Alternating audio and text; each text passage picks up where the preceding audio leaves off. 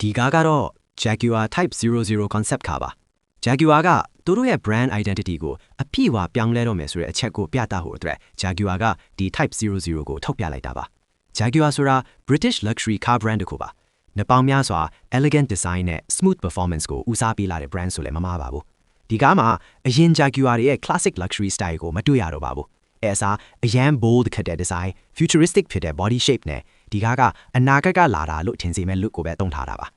Type 00ဆိုတဲ့နာမည်မှာ00ဆိုတာက Jaguar ရဲ့ zero engine zero emission အဓိပ္ပာယ်ကိုကိုးစားပြုပါတယ်ဒါကြောင့်ဒီကားက fully electric ဖြစ်ပြီး Jaguar ကနောက်လာမဲ့ကားတွေဟာအကုန်လုံး electric ထင်မယ်ဆိုတဲ့ message ကိုထုတ်ပြချင်တာပါ